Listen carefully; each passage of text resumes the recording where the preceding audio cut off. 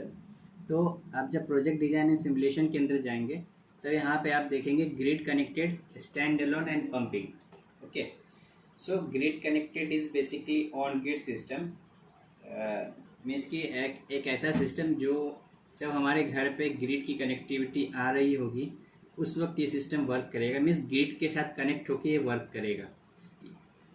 दूसरा अपना stand alone system है, ये एक ऑफ ग्रिड सिस्टम है जिसके अंदर एक बैटरी बैकअप होता है, सोलर पैनल होते हैं जिससे हम कनेक्ट करते हैं, बैटरी को चार्ज करता है, बाकी हम यूज करते हैं, that is stand alone system. तीसरा पंपिंग सिस्टम है जो अपने खेत में बेसिकली पंपिंग लगाते हैं जहाँ पे क्या ग्रिड की अवेलेबिलिटी नहीं होती है, तो उस सिस्टम में क्या होता है सोलर पंप सेट लगा हुआ होता है, कंट्रोलर लगा हुआ होता है, देन पैनल लगा हुआ होता है।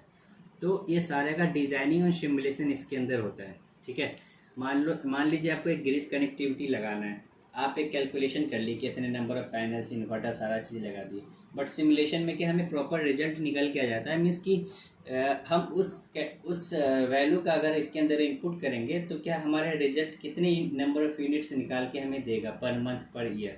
हम मैन्युअली तो कैलकुलेट कर लेते हैं किसी भी चीज़ का कि इतना निकल के आएगा, लेकिन सिमुलेशन में क्या होता है एक डेटाबेस होता है अवेलेबल, उस डेटाबेस के आधार पे क्या होता है इसके अंदर डाटा निकल के आता है कि जनरेशन क्या होगा, आरओआई क्या निकल के आएगा, ये सारा चीज़ निकल के आता है। ठीक है, तो इसके अंदर नीचे का अपना जब सेक्शन देखेंगे यूटिलिटीज़ है, यूटिलिटीज़ के अंदर क्या आ रहा है, डेटाबेस आ रहा है, टूल्स आ रहा है एंड मेजिंग डेटा आ रहा है। ठीक है, तो इसमें हम बेसिक्स देखेंगे कि क्या क्या हम इसके अंदर करते हैं एडिटिंग। सबसे पहले हम क्या करते हैं, आप लोग भी अगर जितने लोग हैं तो आप लोग भी अपना पीवीसी ओपन करें, बीच बीच में मैं क्या कहूँगा आप लोग अपना स्क्रीन इस पर शेयर करेंगे। ठीक है, तो सबसे पहले हम डेटाबेस के अंदर जाते हैं। डेटाबेस के अंदर आप अगर जाइएगा तो यहाँ पे आपको मेट्रियो डाटाबेस दिखेगा जिसके अंदर जियोग्राफिकल साइट्स, नोट्स अबाउट मेट्रियो, ये सारे टेबल्स दिखेंगे, ग्राफ्स दिखेंगे और बाकी इंपोर्ट एक्सपोर्ट के फॉर्मेट्स दिखेंगे। ठीक है, जो फाइल एक्सपोर्ट होता है, मान लीजिए आप पीडीएफ फाइल बनाए यहाँ पे, मीन्स कि आपका एक सिमुलेशन रिजल्ट निकल के आएगा पीडीएफ फॉर्मेट में, तो उसको कैसे एक्सपोर्ट करेंगे।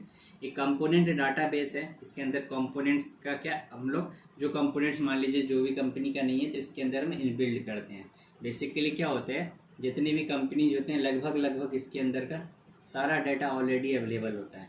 ठीक है, बाकी कम पंपिंग सेट हो गया, ये स्टैंड अलोन सिस्टम्स हो गए, इसका हम लोग क्या एडिंग करते हैं यहाँ पे। अभी इस पार्ट को हम ऐसा ही रहने देते हैं क्योंकि मोस्ट ऑफ द कंपनीज के पैनल हम अभी आपको दिखाएंगे उसमें मिल जाएंगे, ऐसा कोई भी मतलब कंपनी नहीं होगा जहाँ जिसका ये यहाँ पे स्पेसिफिकेशन नहीं मिलेगा। तो सबसे पहले हम क्या करेंगे, ज्योग्राफिकल साइट्स के अंदर जाएंगे। ओके, ज्योग्राफिकल साइट के अंदर ऑलरेडी इसके अंदर मैक्सिमम कंट्रीज के साइट्स दिए हुए हैं। ठीक है, Asia, Europe, north America, south America, Pacific, Afghanistan, ये सारे जितनी भी कंट्रीज है ना सबका साइट ऑलरेडी अवेलेबल है इसके अंदर। हम किसी साइट का भी क्या सिमुलेशन डाटा को सिमुलेट कर सकते हैं। ठीक है, तो अभी हम लोग क्या करेंगे, एक ऐसा साइट लेंगे जो आप लोग का भी वेल नोन हो और इसके अंदर अवेलेबल ना हो। ठीक है, तो हम पहले सर्च करते हैं इसके अंदर इंडिया,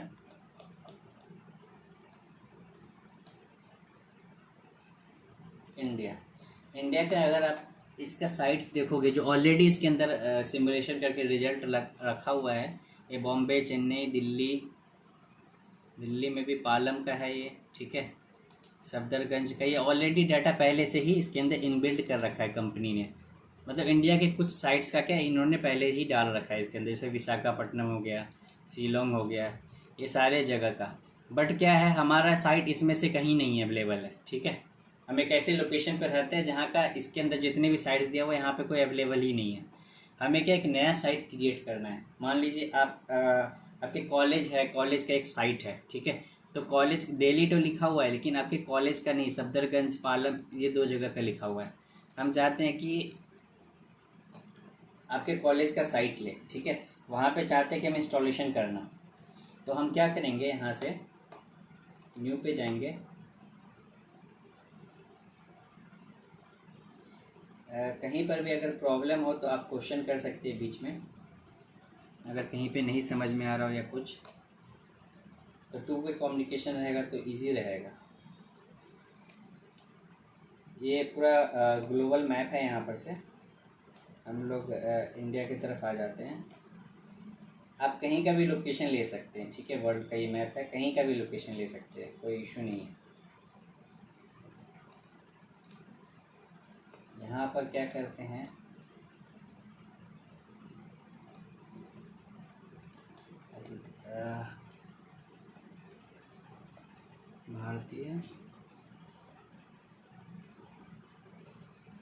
भारतीय विद्यापीठ गोइंग टू सर्च।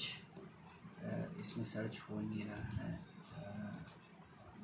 कोई लोकेशन देखते हैं दिल्ली में।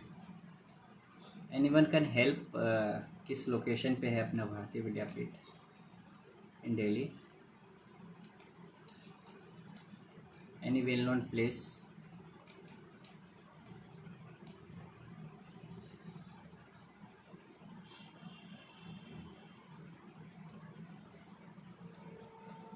Anyone can help me in finding out the location?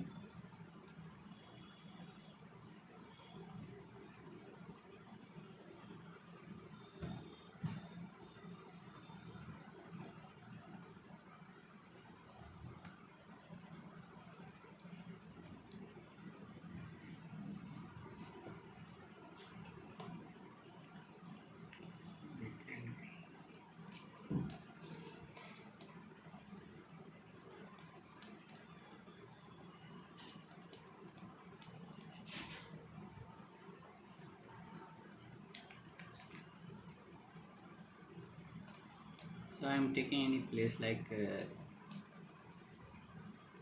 this is the area of Chandni Chowk. I am taking the location of here. Okay, like this is a building. Like this is Hardayal Municipal Library. Okay, I am taking location of this place. You can take anywhere location like your home also. So this is a building. Like you can see, there is swimming pool. Everything is available in this map. You can take your own house also. Okay, these are the blocks. You can easily find this thing. So I am taking any location rapidly.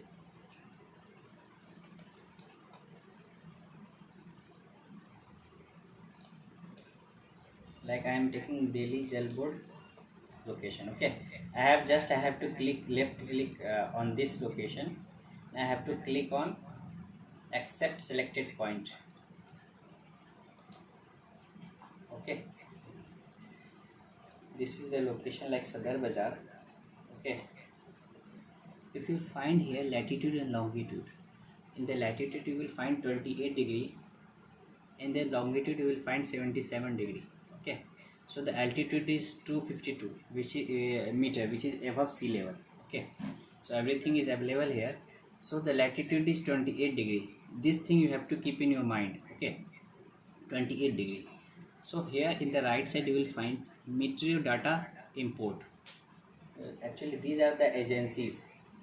uh, these agencies actually find out all the data of available location, and any location all the data are available with this agency like NASA, Meteornoms, PVGIS. These all are the agencies. So I am selecting Meteornom 8.0. This is the agency from where I have to import the data. I am clicking on import.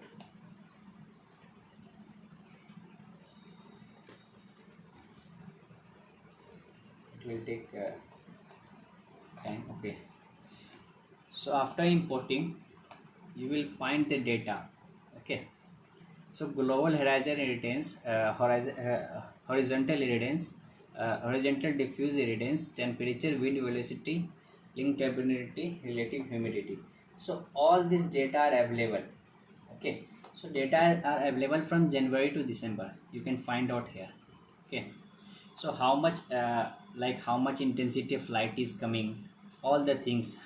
Like if you will find the temperature like 13 degrees Celsius in January, February 17, March 23, April 29. So you can see the temperature variance is also there. This will also affect the generation of overall power plant. Okay, so temperature is very much important thing. Humidity is also important thing. Wind velocity is also important thing. So all the data we got from this software like meteoronomes agencies, they have already embedded all the data. So we have taken here all the data and we have to click on kilowatt hour per meter square per day. On the daily basis I am taking here data. These all are the data for the daily basis. So after selecting this kilowatt hour meter square per day, we have to click on OK. After clicking OK, you have to save this data. I just click here and you'll find out the geographical site for Sadar Bazaar mn80.sit is now saved in the database.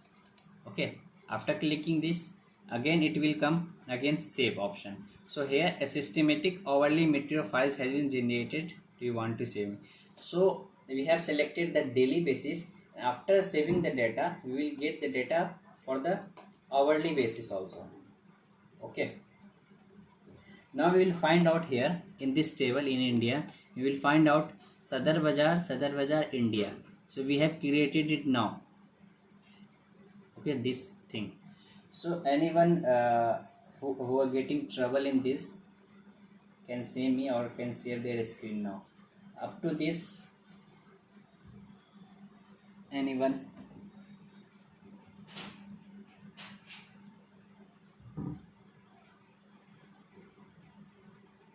You can simply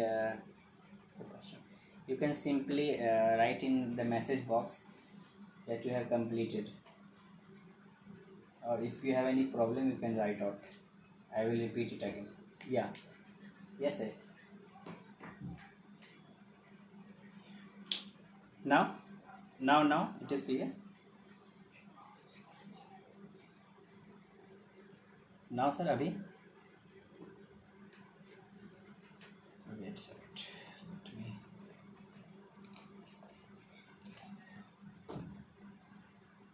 या और लोग को भी आ रहा है क्या? Wait आ रहा है sir.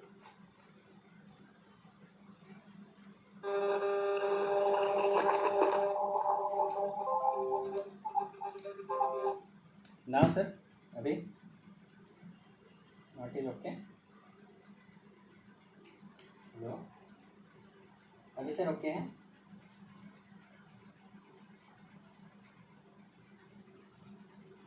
Again there is noise.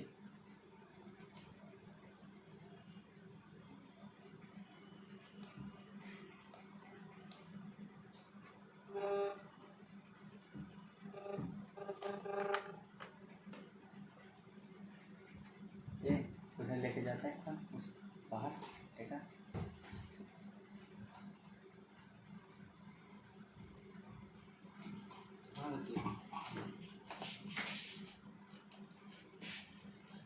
Now it is okay.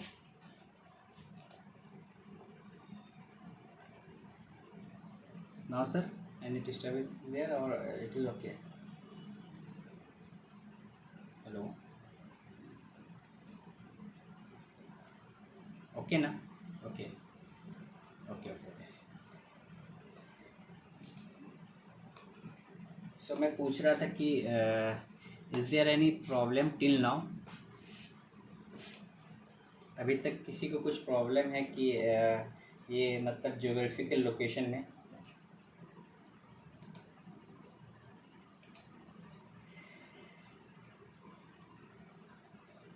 We have done it. Geographical location आप लोग से हो गया.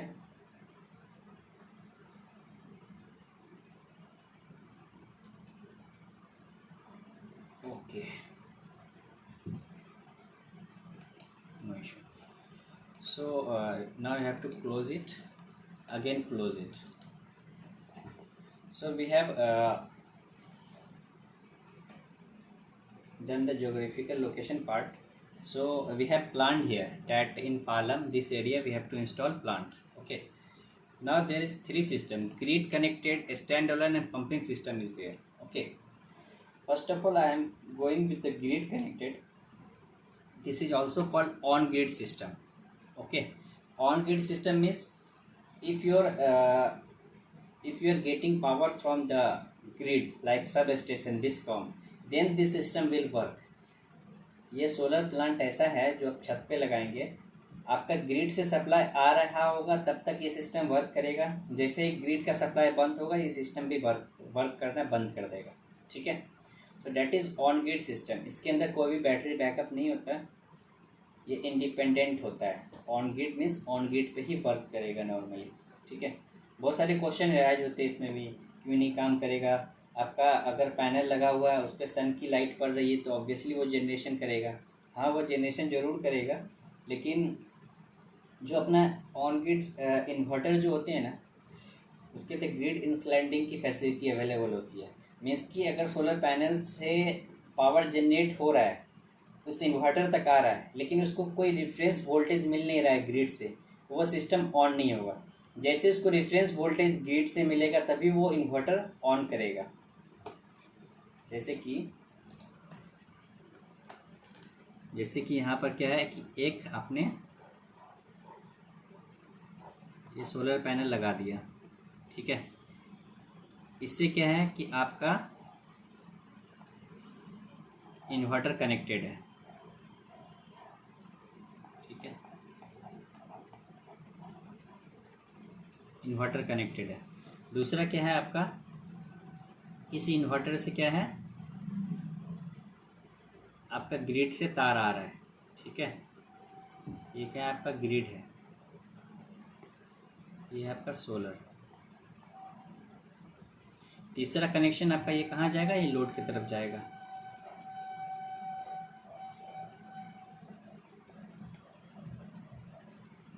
अब ये क्या है, पूरा सिस्टम ऑन ग्रिड सिस्टम है, ऑन ग्रिड।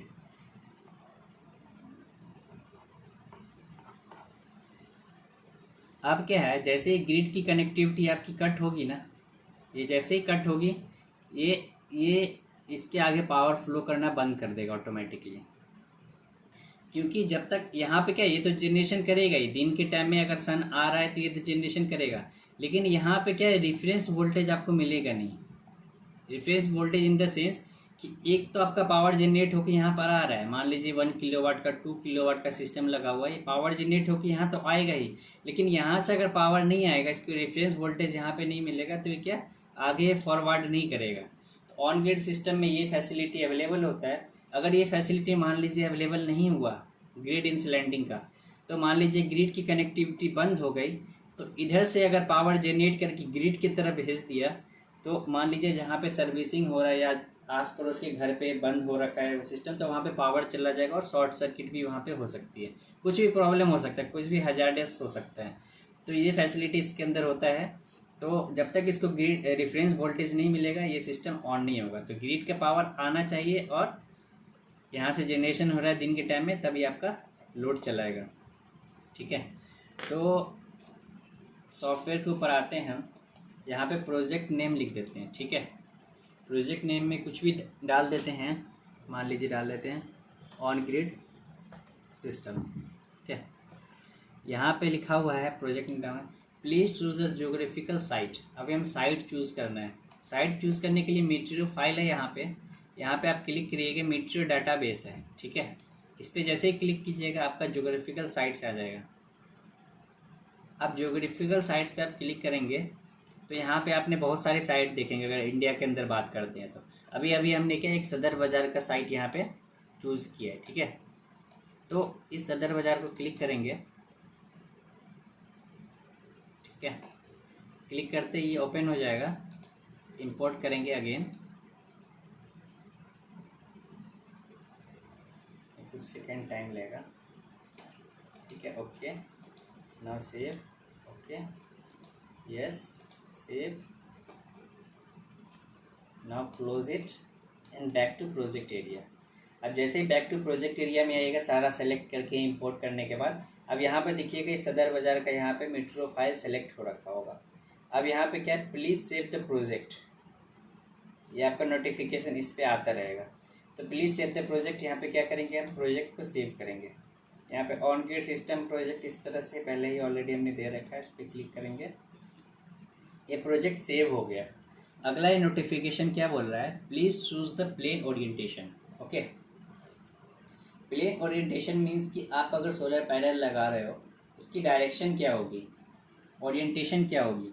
कितने एंगल पे आप उसको लगाओगे, किस कौन सा direction, north east west south, किस डायरेक्शन पे करोगे, उसके यहाँ पे बोल रहा है कि चूज़ करने के लिए।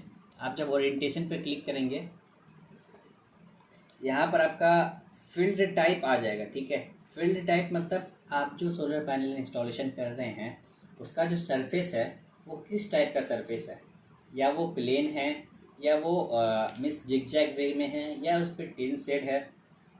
ठीक है, या आप कोई ट्रैकिंग सिस्टम लगा रहे हैं, ट्रैक करके अपना जो सन का डायरेक्शन है उधर ट्रैक हो रहा है, ये सारा चीज़ के अंदर दिया हुआ है। ठीक है, तो हम क्या कर रहे हैं, यहाँ पे फिक्स्ड टिल्टेड प्लेन ले रहे हैं। एक फिक्स्ड प्लेन है जिसपे हम क्या टिल्ट करके लगाएंगे।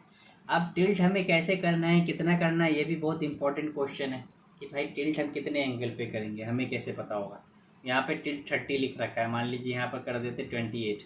आप उस वक्त मैं आपको बताया था कि लैटीट्यूड कितना आ रहा है वहाँ पे 28 डिग्री, और लॉन्गिट्यूड 78 के आसपास आ रहा है। ठीक है, तो जो लैटीट्यूड होगा टिल्ट एंगल हम यहाँ पे वही चीज़ देंगे। ठीक है, उसके लिए भी एक चीज़ है, जैसे हम इसको अगर और डिटेल में देखेंगे तो हम जैसे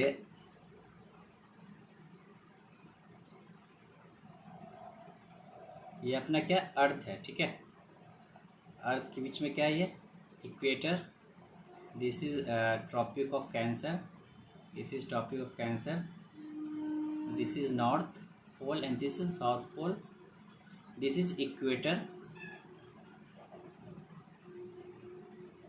equator is basically 0 degree, this is tropic of cancer, okay, this is basically 23.5 degree. Okay, if you talk about the location of India, India क्या इसी लोकेशन पे अवेलेबल है ना, ट्रॉपिक ऑफ कैंसर यहीं पे अवेलेबल है इस तरह का। अपने इंडिया से ये लाइन, ये जो ट्रॉपिक ऑफ कैंसर का लाइन है, ये अपने इंडिया से गुजरात, गुजरात हो गया, एमपी, छत्तीसगढ़, आपका West Bengal and north eastern state से गुजर रहा है ये लाइन। ये बात कंफर्म है कि जो ट्रॉपिक ऑफ कैंसर का लाइन गुजरा हुआ है ये अपना ये सारे स्टेट से गुजरा हुआ है, और उसका जो लैटिट्यूड एंगल है 23.5 डिग्री है।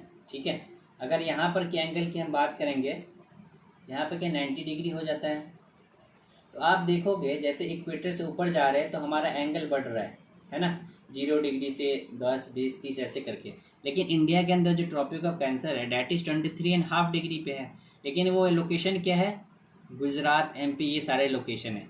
तो ऑब्वियस सी बात है हम ऊपर की तरफ जाएंगे तो एंगल हमारा इंक्रीज करेगा। तो जैसे दिल्ली वाले रीजन में इंटर करेंगे तो एंगल क्या लगभग 28 डिग्री आ जाएगा, जो कि हम ज्योग्राफिकल लोकेशन पे देखे थे। आप लोग को याद होगा तो ज्योग्राफिकल लोकेशन पे हम यही चीज़ देखे थे, वहाँ पर लैटिट्यूड 28 डिग्री आ रहा था क्योंकि वो पहले से डाटा इनबिल्ड है। तो इसलिए हम लोकेशन जैसे ऊपर जाएंगे 28, जैसे हम नीचे की तरफ आएंगे, मान लो यहाँ पे कन्याकुमारी केरला पे आ जाएंगे तो एंगल हमारा 23 से कम हो जाएगा, लगभग 20 के आसपास आ जाएगा। ठीक है, यदि कोई कोई अपना कंट्री इस लोकेशन पे इक्वेटर पे, तो उसका एंगल क्या हो जाएगा, 0 डिग्री हो जाएगा। ठीक है, जैसे ये आपका मान लीजिए ये आपका फ्लैट सरफेस है, तो क्या करते हैं हम एक एक पैनल लगाते हैं पार्टिकुलर एंगल पे। तो एंगल कैसे डिफाइन होता है, ये, ठीक है, ये कितना डिग्री हम रखेंगे, 28 डिग्री के आसपास, क्योंकि दिल्ली का लोकेशन है। अगर और ऊपर हम चले जाएंगे जम्मू वाले रीजन में तो 30 डिग्री के आसपास हो जाएगा।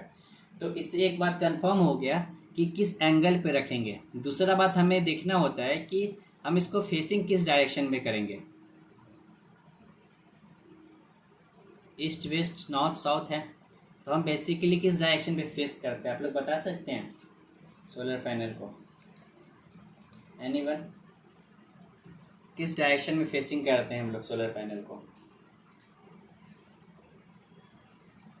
कुछ भी आइडिया हो या आपने देखा हो, या आप घर पे डीटीएच भी देखते हैं उसका डायरेक्शन किस डायरेक्शन में होता है।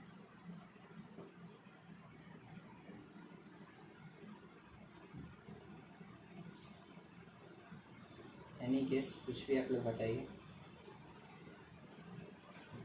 Okay towards south, nice nice.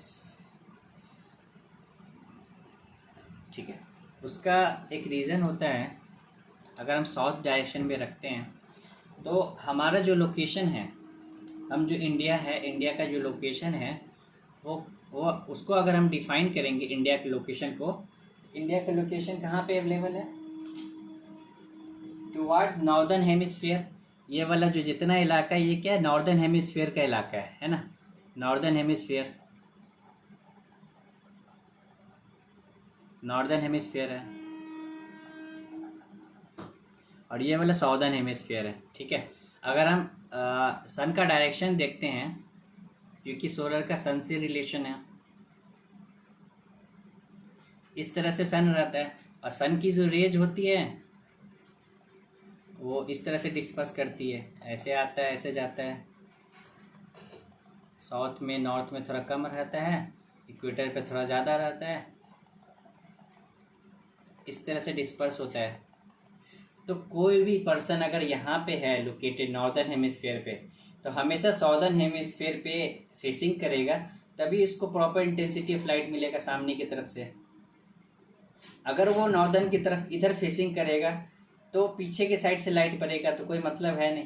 तो हम अगर नॉर्दर्न हेमिस्फीयर में, तो हमेशा क्या करेंगे, इसका एक एग्जांपल है, मान लीजिए एक आपके पास एक पर्सन है, मान लीजिए ये सोलर पैनल है, एक पर्सन है, वो टॉर्च फोकस करेगा आपके बगल में खड़े होके सामने की साइड में, तो इस पे लाइट आएगी नहीं, इस पैनल पे। इस पे लाइट आने के लिए क्या होगा, इधर पर्सन को खड़ा होना होगा और टॉर्च इधर मारना होगा। ठीक है, तो बेसिकली यहाँ पे वही फंडा है, आप अगर नॉर्दर्न हेमिस्फीयर पे है तो फेसिंग हमेशा साउदर्न की साइड रखेंगे, तभी आपकी जो लाइट है प्रॉपर इंटेंसिटी इस पर पड़ेगी। अगर आप नॉर्दर्न की तरफ किए फेसिंग, नॉर्दर्न हेमिस्फीयर में रह के, तो आपके बैक साइड में ये लाइट पड़ेगा और उतना लाइट आपके पैनल के ऊपर नहीं आएगा। अगर पैनल के ऊपर उतनी लाइट नहीं पड़ेगी तो उतना जनरेशन आपका करके ये देगा नहीं। ठीक है, और कोई पर्सन अगर मान लीजिए साउदर्न हेमिस्फीयर पे है कोई कंट्री, तो वो फेसिंग क्या करेगा, नॉर्दर्न हेमिस्फीयर पे, तो नॉर्दर्न हेमिस्फीयर पे फेसिंग करेगा तो उसकी लाइट इस तरफ से पड़ेगी फ्रंट साइड से। ठीक है, तो ये दो चीज़ हो गया, डायरेक्शन और एंगल। ठीक है, एंगल डिपेंड करता है हम किस लोकेशन पे है, और डायरेक्शन अगर नॉर्दर्न हेमिस्फीयर पे तो साउदर्न साइड पे रखेंगे। ठीक है, तो ये चीज़ आई थिंक, हाँ वो एयरटेल का, वो एक्चुअली डीटीएच का हम इसलिए बोले थे क्योंकि वो डिपेंड करता है सैटेलाइट के ऊपर, जो लोकेशन सैटेलाइट का होता है उस लोकेशन के उधर फेसिंग होता है। लेकिन सोलर क्या, सन के ऊपर डिपेंड करता है, सन के डायरेक्शन के ऊपर डिपेंड करता है, और अर्थ का जो मूवमेंट होता है उस पर डिपेंड करता है। ठीक है, तो हमेशा फेसिंग क्या साउदर्न डायरेक्शन पे ही रहेगा, क्योंकि जो इंडिया का लोकेशन है वो नॉर्दर्न हेमिस्फीयर में हमेशा रहेगा, वो तो कभी चेंज होना नहीं है। ठीक है, वो तो परमानेंट चीज़ है, तो इसलिए हमेशा कि हम साउदर्न साइड पे ही फिशिंग करेंगे। बात रही एंगल का, तो एंगल का थोड़ा बहुत चेंज होता है, क्योंकि आप विंटर सोलसाइट और समर सोलसाइट को देखते हो, तो जो साउदर्न मूवमेंट आप जैसे शैडो को देखोगे घर के अंदर, वो चेंज होता है समर और विंटर पे, तो वो डिपेंड करता है उसके ऊपर भी। लेकिन हम फिक्स टाइप इसलिए लगाते हैं कि ऑन एन एवरेज देते हैं, उसके लिए क्या ट्रैकिंग सिस्टम लगाया जाता है, कि मान लीजिए विंटर के टाइम में क्या हो जाएगा, सोलर पैनल को ट्रैक करके उस डायरेक्शन पे कर दिए, या हम एक मैनुअल टाइप का ट्रैकर लगाए हुए होते हैं, तो जिधर का सन का है उधर हम मूव करके उसको कर देते हैं फेसिंग। ठीक है, तो यहाँ पे हम क्या करेंगे, ओरिएंटेशन में हमने डाल दिए 28। ठीक है, वो देख के अब यहाँ पे हम सिस्टम के अंदर जैसे आते हैं, सिस्टम के अंदर आने के बाद हम बेसिकली ऑन ग्रिड में क्या क्या चीज़ था हमारे पास, ऑन ग्रिड सिस्टम में था हमारे पास एक सोलर पैनल, है हमारे पास, और एक इन्वर्टर है। ठीक है, यही बेसिक दो इंपॉर्टेंट चीज़ है, इसको ऑन ग्रिड इन्वर्टर भी बोलते हैं। ठीक है, ऑन ग्रिड इन्वर्टर, और ये solar panel, solar PV panel. Okay, तो यहाँ पर आप अगर ध्यान से देखिएगा, सबसे पहले सब एरे प्री साइजिंग हेल्प, इसके अंदर इंटर प्लांट पावर, आप जो इस लोकेशन पे है कितने किलोवाट का प्लांट इंस्टॉल करवाना चाहते हैं। ठीक है, या दूसरा है कि आप मान लीजिए आपके पास लैंड है बहुत ज़्यादा। ठीक है, आप उस लैंड का आपको एरिया पता है कि भाई इतना मेरे पास 1 एकड़ का लैंड है या 1000 स्क्वायर मीटर का लैंड है, हम इस पूरे लैंड पे सोलर पावर इंस्टॉलेशन करवाना चाहते हैं। ये बेसिकली दो बेसिस है कि आप सोलर पार्क बनाना चाहते हैं, आप कैलकुलेट करना चाहते हैं कि भाई मेरे पास कितना पूरा एरिया है, उस एरिया में क्या इंस्टॉलेशन करवाना चाहते हैं, तो हमारा कितना किलोवाट का प्लांट लग सकता है। ठीक है, एक तो वो है एरिया के हिसाब से हम कैलकुलेशन करके यहाँ पर देख सकते हैं, क्योंकि सिमुलेशन सॉफ्टवेयर है, आपको डाटा निकाल के दे देगा कि इतने किलोवाट का लग सकता है, इतने एरिया है आपके पास। तो दूसरा क्या है कि हम हमारे पास फिक्स्ड ही है कि हम 10 किलोवाट का ही लगाएंगे या 20 किलोवाट का ही लगाएंगे। तो हम क्या यहाँ पे क्या करेंगे, प्लांट पावर डाल देंगे। ठीक है, मान लीजिए हम क्या चाहते हैं, 50 किलोवाट का प्लांट लगाना चाहते हैं, हमने फिक्स कर रखा है 50 किलोवाट का ही है हमारा साइजिंग है, 50 किलोवाट का प्लांट लगाएंगे। ठीक है, हमने यहाँ पे दे दिया साइजिंग, हम एरिया के हिसाब से भी नहीं कर रहे हैं। यहाँ पे आपको क्या सेलेक्ट करना होता है, जो इंपॉर्टेंट चीज़ था आपका सोलर पैनल मॉड्यूल। यहाँ पर क्या आपको अवेलेबल नाउ के अंदर विक्रम, बहुत सारे कंपनीज के सोलर पैनल मिलेंगे, मैक्सिमम कंपनीज का आपको सोलर पैनल मिल जाएंगे। ठीक है, जैसे आपका ट्राइना हो गया, विक्रम हो गया, सोलिस हो गया, बहुत सारा शोभा सोलर हो गया, ये सारी कंपनीज है, वर्ल्ड की भी कंपनीज है, इंडिया की भी बहुत सारी कंपनीज है। सबका डाटा आपको इसके अंदर मिल जाएगा लगभग नहीं मिलेगा तो आप ऐड कर सकते हैं, वो हम बाद में देखेंगे ऐड करने का। जैसे JS सोलर, ये बहुत बड़ी कंपनी है चाइना की। ये सारे कंपनीज के नेम हैं। ठीक है, हम क्या करते हैं यहाँ पे जेनरिक भी ले सकते हैं, अगर कुछ मिल नहीं रहा है कॉमन, वो उसके अंदर सारा आ जाएगा सबका। हम क्या करते हैं, विक्रम सोलर ले लेते हैं। ठीक है, विक्रम सोलर के अंदर आप यहाँ पे क्लिक करोगे तो नंबर ऑफ वाटेज के मॉड्यूल आ जाएंगे, जितने भी वाट के इसके पास अवेलेबल है, 300, 315, 25, 40, 50, हर तरह के वाटेज के पैनल के इसके पास अवेलेबल है, लगभग 370 वाट के। ठीक है, तो हमेशा पैनल का भी सिलेक्शन हम ऐसे करते हैं ना कि वो पैनल अगर मान लो फ्यूचर में कुछ ब्रेक हो गया या कुछ हो गया तो वो पैनल हमारा क्या ईजिली अवेलेबल हो। ठीक है, रिप्लेसमेंट में। तो हमेशा एक ऐसा पैनल चूज़ कीजिए कि आपको ईजिली अवेलेबल हो जाए और रिप्लेस हो जाए। अभी मार्केट में 600 वाट के पैनल्स आते हैं। ठीक है, मान लीजिए आप 600 वाट के एक पैनल लगा दिया आपने, 2 पैनल लगा दिए 1200 वाट के। इन फ्यूचर क्या हो गया, मान लीजिए वो ब्रेक कर गया किसी भी मिस हैंडलिंग से, तो उस पैनल को आप मंगाने के लिए बहुत टाइम लग जाएगा, आपको कहीं से कुरियर करवाना पड़ेगा, क्योंकि 600 वाट के पैनल आपको नॉर्मली कहीं पे मिलेगा नहीं। तो हमेशा हम लोग ध्यान में रखते हैं इंस्टॉलेशन के वक्त में कि एक ऐसा पैनल चूज़ करें कि जो ईजिली अवेलेबल हो जाए और हर कंपनी में अवेलेबल हो। तो नॉर्मली क्या 335 वाट के जो पैनल्स होते हैं ना, मैक्सिमम टू मैक्सिमम सभी कंपनीज बनाती है। ठीक है, तो हम 335 वाट का पैनल ले लिए हैं, जो कि पॉलीक्रिस्टलाइन पैनल है। इसके अंदर भी डिवाइड होता है मोनोक्रिस्टलाइन, पॉलीक्रिस्टलाइन। ठीक है, तो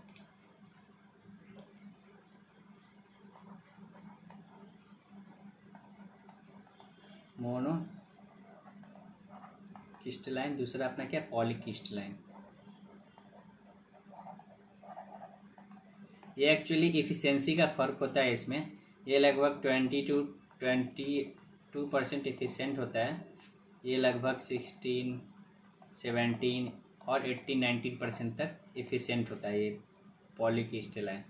चूँकि ये चीप होता है कॉस्ट में, इसलिए ज़्यादातर लोग क्या पॉलीक्रिस्टलाइन ही प्रीफर करते हैं। मोनोक्रिस्टलाइन थोड़ा महंगा होता है एज़ कम्पेरिजन टू पॉलीक्रिस्टलाइन। ठीक है, और इफ़िशेंसी 2 से 3% का होता है, तो ज़्यादातर क्या लोग पॉलीक्रिस्टलाइन यूज़ करते हैं। लेकिन मोनोक्रिस्टलाइन भी हम कर सकते हैं, उसमें कुछ नहीं है, थोड़ा पैसा ज़्यादा लगता है और कोई इशू नहीं है। तो यहाँ पर हमने सेलेक्ट कर लिया 335 वाट का। ठीक है, अब यहाँ पर आप देखिएगा अप्रॉक्स नीडेड मॉड्यूल 149।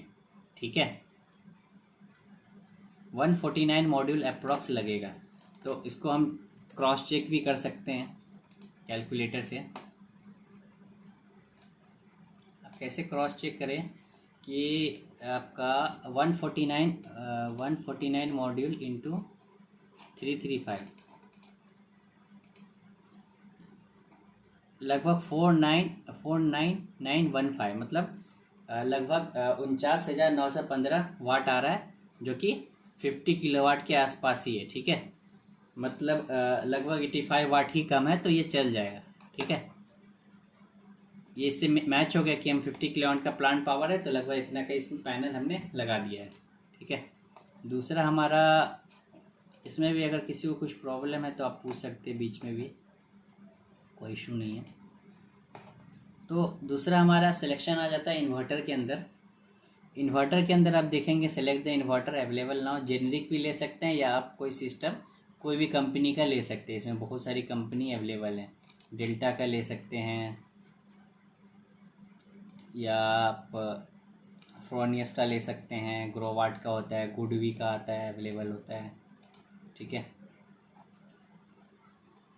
एलजी का अवेलेबल है, मित्सुबिशी का अवेलेबल है, ओमरॉन का है। ये सारे जो इन्वर्टर है ना इंडिया में भी अवेलेबल हो जाते हैं। सोफार का है। तो हम क्या करते हैं, जेवर सोलर का है, जेवर सोलर भी ले सकते हैं। इसमें देखते हैं 50 किलोवाट के है कि नहीं, इनके पास नहीं, 50 किलोवाट के बनाता नहीं है जेवर सोलर। तो जेवर सोलर को हम छोड़ देते हैं क्योंकि हमारा सिस्टम के 50 किलोवाट का है। सनग्रो का देखते हैं, इसमें भी 55 है, अगर 40 किलोवाट भी ले सनग्रो का भी।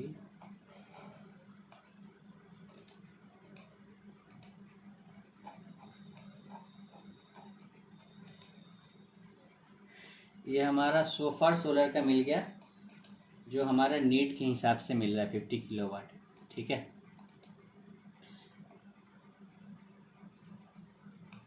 अब हम इसको क्या एक बार ओपन करेंगे इस इन्वर्टर का स्पेसिफिकेशन, ठीक है।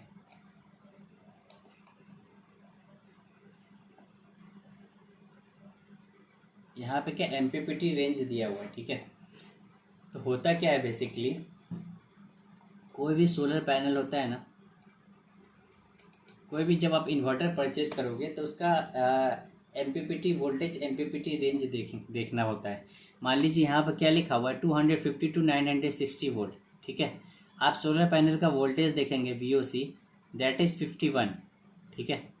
तो नंबर ऑफ मॉड्यूल क्या है 149 है, ठीक है। 149 मॉड्यूल है। तो यहाँ पे क्या है कि हमें जो इन्वर्टर है उसके अंदर स्ट्रिंग्स देखने होते हैं, कितने स्ट्रिंग्स और कितने एमपीपीटीज लगे हुए हैं, ठीक है। यहाँ पे क्या इनपुट एमपीपीटीज 3 लिखा हुआ है, और यहाँ पे क्या मॉड्यूल इन सीरीज। यहाँ पे अगर सिस्टम ओवरव्यू करते हैं हम यहाँ पे, तो आपका यहाँ पे निकल के आ जाता है पीवी मॉड्यूल 335 वाट का आपका सोलर पैनल है, 9 string of 17 module in series 153, total 51 kilowatt का आ रहा है, और एरिया इतना ले रहा है, 3 एमपीपीटीज है इसके अंदर, ठीक है। अब क्या होता है, जैसे कोई भी इन्वर्टर होते हैं ना, कोई भी इन्वर्टर होता है मार्केट में, मान लीजिए एक इन्वर्टर है,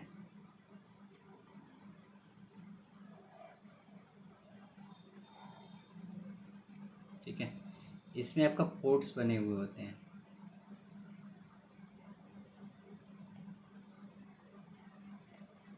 ये पोर्ट्स क्या होता है, पॉजिटिव और नेगेटिव का सोलर का पोर्ट्स होता है, ठीक है। पॉजिटिव पॉजिटिव, यहाँ पर क्या मान लेते हैं नेगेटिव नेगेटिव, ठीक है। ये क्या अपना इन्वर्टर है। अब इसके अंदर अगर हम देखेंगे यहाँ पे जो ऑपरेटिंग वोल्टेज है 250 टू 960 वोल्ट दिया हुआ है, 250 टू 960 वोल्ट, 250 टू 960 वोल्ट। ये क्या MPPT maximum power point tracking voltage दिया हुआ है। अब इसमें क्या होता है कि हम जो पैनल लेते हैं ना, अब पैनल का VOC क्या, एक 335 वाट का पैनल का VOC 51.51.9 वोल्ट है। ये आपका पैनल का है 51.9 वोल्ट है, ठीक है।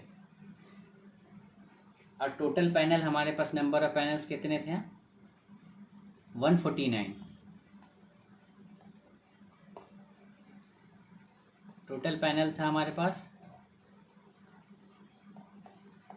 149। अब इस पैनल को क्या हम एक साथ सीरीज में कनेक्ट नहीं कर सकते इस इन्वर्टर के अंदर, ठीक है। हमें सीरीज और पैरेलल का कॉम्बिनेशंस करने होंगे, ठीक है। वो इसलिए क्योंकि अगर हम एक पैनल का वीओसी देखते हैं 51, ठीक है, टोटल 149 है। तो यहाँ पर अगर हम कैलकुलेट करेंगे, यहाँ पर मान लीजिए कैलकुलेट करेंगे, इसका वीओसी निकालेंगे कि एक बार में हम कितना पैनल लगभग लगा सकते हैं। तो मान लीजिए 51.9 इंटू, अगर हम 20 लगाते हैं तो कितना जा रहा है, 1030, ज़्यादा जा रहा है। तो हम क्या करेंगे, 51.9 इंटू अगर 18 हम करते हैं तो एक सीरीज़ में 18 हम पैनल लगा सकते हैं। क्योंकि हम अगर 19 पैनल भी लगाएंगे तो इसका जो लिमिट वोल्टेज है एमपीपीटी का, ये जो लिमिट वोल्टेज है ये इससे ज़्यादा जा रहा है। तो हम एक बार में कितना पैनल कनेक्ट कर सकते हैं, 18 पैनल कनेक्ट कर सकते हैं। 18 इंटू 51.9 तो 18 का सीरीज हम बना सकते हैं इस पूरे सिस्टम के अंदर, ठीक है। अब यहाँ पर दे भी रखा है बिटवीन 8 to 19 का हम सीरीज बना सकते हैं इसके अंदर, ठीक है। अब साइजिंग भी देखिएगा, यहाँ पे पीवी एरे का लगभग 51 आ रहा है, इन्वर्टर का 50 किलोवाट आ रहा है, ठीक है, ये ठीक है। एक बार हम क्या करते हैं, इसको सिमुलेशन करके देखते हैं। हम ओके किए, यहाँ पे ग्रीन सिग्नल आ रहा है, मतलब ये सिस्टम हमारा ओके है। यहाँ पे क्या हमें ये सेलेक्ट बस करना होता है इन्वर्टर की, कौन सा इन्वर्टर किसके लिए सूटेबल है, कौन सी कंपनी का वो मैन्युफैक्चरर है जो इस तरह का इन्वर्टर बनाती है 50 किलोवाट का। 2-3 कंपनी का हम सर्च किए, वो मिला नहीं, क्योंकि उसके पास किसी का 55 है, किसी का 60 है, या किसी का 40 तक ही है। लेकिन हम सोफार सोलर का देखें, ये 50 किलोवाट का इन्वर्टर बनाता है। तो यहाँ पर हम 50 किलोवाट डाल दिए, ये हमारा सिस्टम एक्सेप्ट कर लिया, कोई भी नोटिफिकेशन अभी तक नहीं आया है, ठीक है।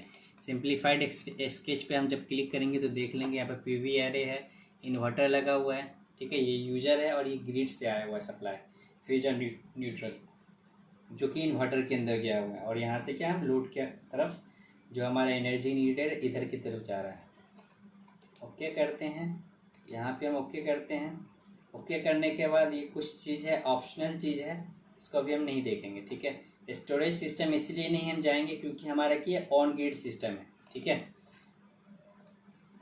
यहाँ पे grid system without battery storage, ये खुद ही लिख दिया यहाँ पे, क्योंकि ये ऑन ग्रिड सिस्टम, इसलिए बैटरी बैकअप का यहाँ पे कोई है नहीं, ठीक है। बाकी अभी दो चीज़ को हम ये करके सिमुलेट करके देखते हैं कि डाटा हमारा क्या निकल के आता है, ठीक है। एक बार हम सिमुलेशन पे क्लिक करते हैं,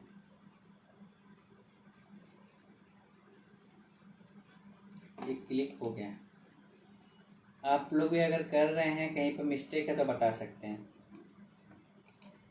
यहाँ पे एक डाटा निकल के आ रहा है।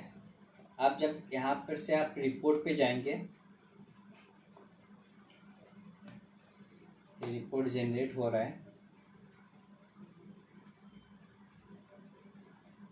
ठीक है। ये रिपोर्ट जनरेट होके इस तरह का कुछ रिपोर्ट बन के आएगा, PVSYST simulation report, grid connected project on grid system, ये सारा है। No shading, system power 51.3 kilowatt.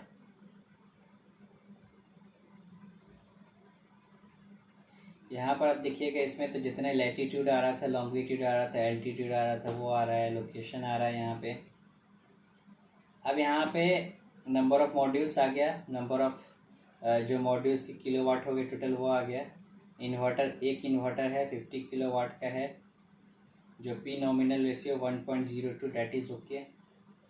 इसकी जितना पैनल है इन्वर्टर का रेशियो लगभग, मतलब थोड़ा पैनल, एक पैनल एक्स्ट्रा हो रहा है यहाँ पे, तो डैट इज़ ओके। 1.02 1.03 पैनल अपना मैक्सिमम दे सकते हैं, कोई इशू नहीं है, तो इतना परसेंट चलता है। अब यहाँ पर प्रोडक्शन दिखा रहा है कि प्रोड्यूस्ड एनर्जी एक साल में इतना मेगावाट प्रोड्यूस करेगा, ठीक है। और ये सारा दिया हुआ है पर किलोवाट आवर, पर किलोवाट पीक पर ईयर के हिसाब से दे रखा है जनरेशन। वो हम लोग मैनुअली भी निकाल सकते हैं। यहाँ पे क्या, ये पूरा सिमुलेशन करके दे दिया है। अब यहाँ पे क्या, जो पैनल हमने सेलेक्ट किया है मैन्युफैक्चरर का, जो भी चीज़ है यहाँ पे सारा यहाँ पे दे दिया, कितने नंबर ऑफ स्ट्रिंग्स लगेंगे, कितने सीरीज़ में होंगे, सारा चीज़ यहाँ पे दे दिया है। ठीक है, ये आपका पैनल का हो गया, ये आपका इन्वर्टर का हो गया, कितने किलोवाट की इन्वर्टर है, कितने पीपीटीज़ हैं, कितने किलोवाट है, आपका ये ऑपरेटिंग वोल्टेज रेंज दे दिया। ठीक है, नंबर ऑफ इन्वर्टर और ये सारा चीज़ दे दिया। ये कुछ लॉसेस हैं, जैसे कि हम लोग जो सिलेक्शन करते हैं वायर का, वो किस टाइप का वायर सेलेक्ट कर रहे हैं, डीसी वायर कैसा सेलेक्ट कर रहे हैं। अगर डीसी वायर में हम मान लीजिए 4 mm का यूज करना है, 2 mm का यूज किए तो उसमें लॉसेस होंगे। तो वो सारा चीज़ यहाँ पे क्या ऑन एन एवरेज कैलकुलेट करके देता है। ये सारा चीज़ जब आप इंस्टॉलेशन कीजिएगा उस वक्त आपको सारा डिटेल देना होगा। ये कुछ लॉसेस का दिखा रहा है, कुछ जो अपना जनरेशन हो रहा है उसका दिखा रहा है। यहाँ पे आपका एक डिटेल निकल के आएगा रिजल्ट कि बैलेंसेस एंड मेन रिजल्ट का। ठीक है, जनवरी के अंदर कितना निकल के आया और कितना डिफ्यूज हो गया, ग्लोबल होराइजन कितना निकल के आया, कितना मेगावाट इस मंथ में जनरेट करके देगा। ठीक है, ये कुछ लॉसेस के बने हुए हैं डायग्राम। कुल मिला के ये सारा रिजल्ट है, कितना निकल के आएगा आपका, एक साल में कितना जनरेशन देगा ग्लोबल होराइजन से। ठीक है, तो इसको आप मैन्युअली भी कैलकुलेट करके आप देख सकते हैं। जैसे कि मान लीजिए हम क्या करते हैं यहाँ पे,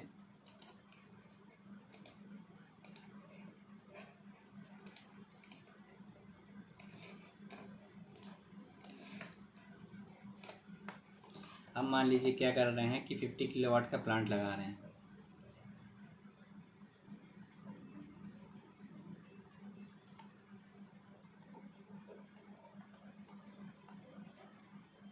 किलोवाट का लगा रहे हैं, 50 किलोवाट का लगा रहे हैं तो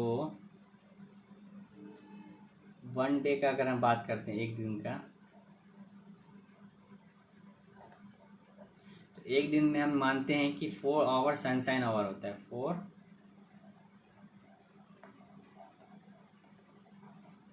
4 सनशाइन आवर हम मान के चलते हैं एक दिन में। ठीक है, तो 50 किलोवाट है तो एक दिन में कितना लगभग जनरेट करेगा, 50 किलोवाट मीन्स 50 यूनिट। ठीक है, जब किलोवाट आवर से मल्टीप्लाई करेंगे इसको तो लगभग एक दिन में कितना यूनिट जनरेट करेगा, 200 यूनिट्स। ठीक है, एक दिन में जनरेट करेगा। तो ऐसा ही हम लोग मंथली में निकाल देते हैं, या करते हैं क्या 300 मान के चलते हैं इस टोटल को। तो एक दिन का 200 यूनिट है,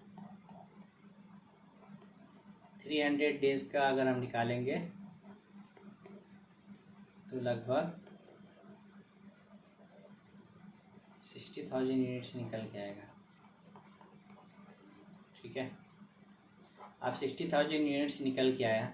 मान लीजिए इसका 50 किलोवाट का कॉस्टिंग हम मानते हैं कितना मानते हैं,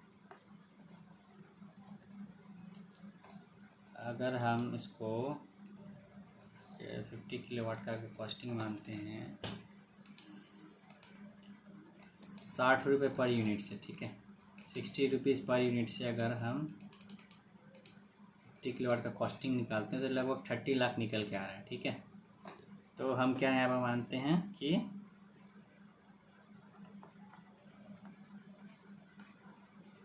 30 लाख का हमारा क्या इन्वेस्टमेंट हो गया 50 किलोवाट प्लांट लगाने में, 30 लाख का इन्वेस्टमेंट हो गया। ठीक है, एक साल में ये 60,000 यूनिट्स बना के दे रहा है। ठीक है, हम इसको कॉस्टिंग निकालते हैं, जब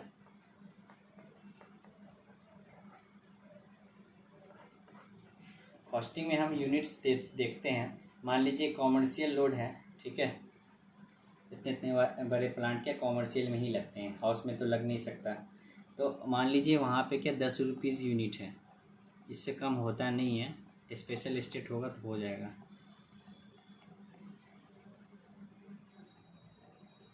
ठीक है, 10 रुपीज़ पर यूनिट है। तो इसका जो कॉस्टिंग हम जब निकालेंगे 60,000 यूनिट्स का, तो लगभग एक साल में हमारा 1 ईयर कॉस्ट अगर निकालेंगे तो लगभग कितना हो जाएगा, 60,000 इंटू 10 रुपीज़ के हिसाब से करेंगे तो हमारा हो जाएगा लगभग 6 लाख रुपया, है ना। 6 लाख रुपीज़ की लगभग हमारा 1 साल में निकल के आ रहा है। टोटल हमारा इन्वेस्टमेंट कितना है, 30 लाख है। अगर हम 30 लाख को 6 लाख से डिवाइड कर दें तो हमारा नंबर ऑफ ईयर निकल के आ जाएगा,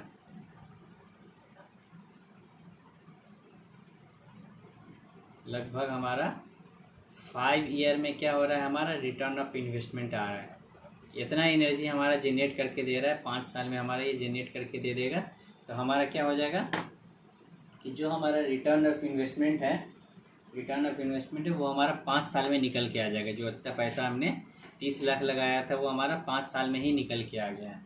तो ये चीज़ होता है। इसके अंदर भी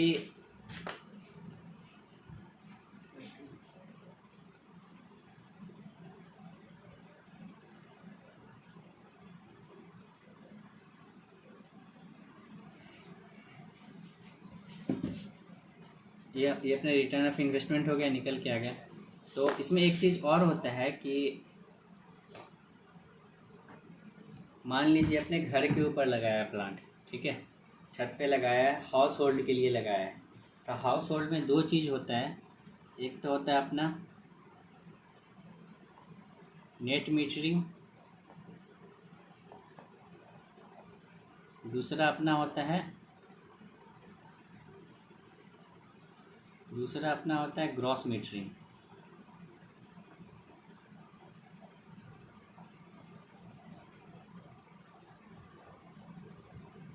जैसे यूपी वगैरह में क्या ग्रॉस मीटरिंग चलता है।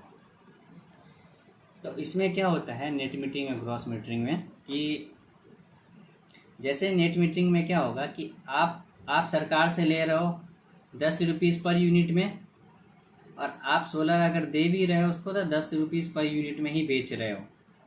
ये तो नेट मीटरिंग हो गया कि जितना में आप ले रहे हो उतना में ही आप सरकार को दे रहे हो। लेकिन अब क्या होता है कि आप तो ले रहे हो घर के अंदर डिस्कॉम से 10 रुपये यूनिट में, आप सरकार से बेचिएगा ना तो सरकार उसका बिडिंग करेगा।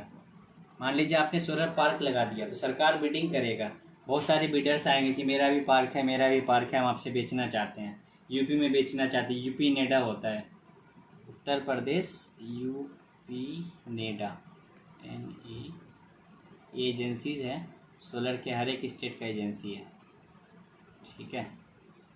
तो बिडिंग चलेगा वहाँ पे, और सरकार क्या बोलेगी कि आप हमसे अगर बेचोगे ना तो हम आपको 3 रुपीज़ पर यूनिट का ही पैसा देंगे, ठीक है।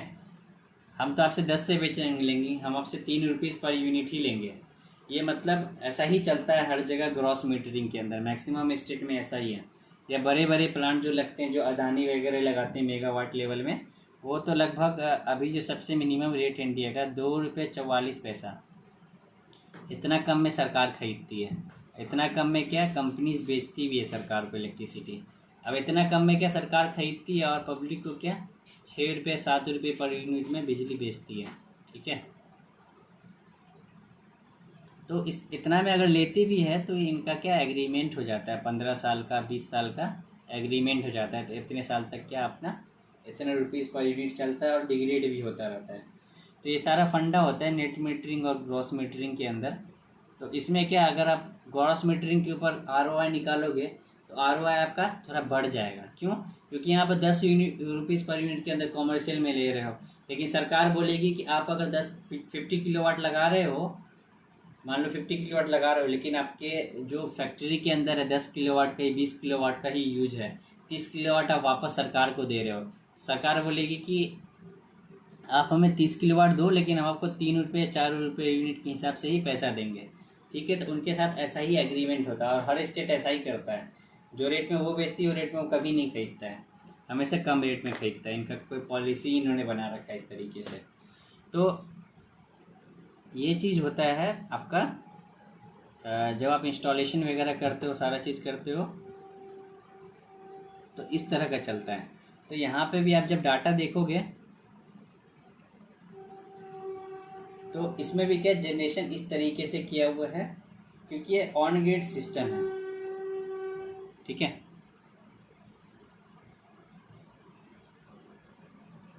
इसमें अगर किसी को कुछ प्रॉब्लम है कहीं पे भी तो आप पूछ सकते हो। आप लोग कितने लोग कंप्लीट कर लिए इसको आप एक बार बता दो मुझे, फिर मेरे को भी लगेगा कि हाँ थोड़ा समझ में आ रहा है।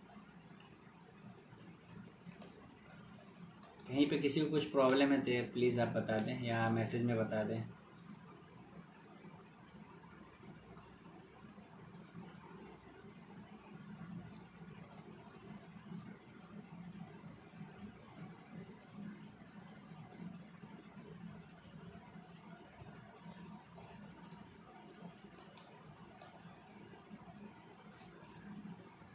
आपको क्या ना इससे मतलब हम लोग एक क्विज कंटेस्ट भी करवाएंगे और एक असाइनमेंट भी देंगे आपको, तो वो आपको करके लेके आना होगा, ठीक है। क्योंकि ये शॉर्ट टर्म कोर्स है तो इसलिए ये बेसिक ही बताया जा रहा है कि कैसे आप एट अ प्रेजेंट अपने घर का निकाल सकते हो और किस तरीके से आप प्रॉपरली रिजल्ट लेके आ सकते हो। बेसिकली इस पर ज़्यादा फोकस है। तो आप सबसे रिक्वेस्ट है अगर कहीं पे कुछ समझ में नहीं आ रहा हो तो बता सकते हैं, या समझ में आ रहा हो तो आप ओके लिख सकते हैं, हम आगे बढ़ें, कोई इशू नहीं है इसके लिए।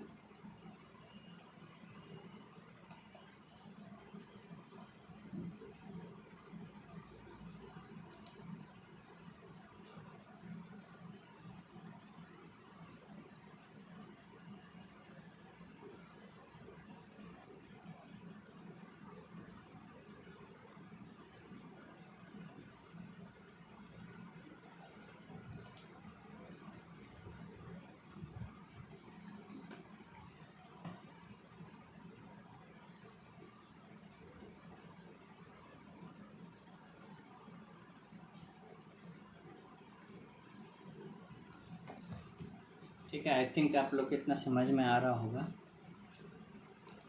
तो हम क्या ना इसको एक बार सेव कर लेते हैं अपने डेस्कटॉप पे।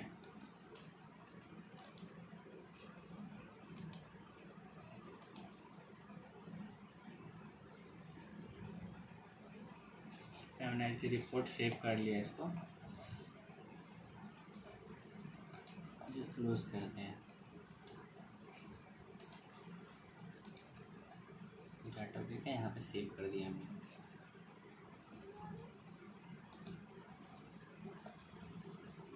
दूसरा जो अपने यहाँ पे है that is standalone system. Okay, so a standalone system is basically off grid system. Okay,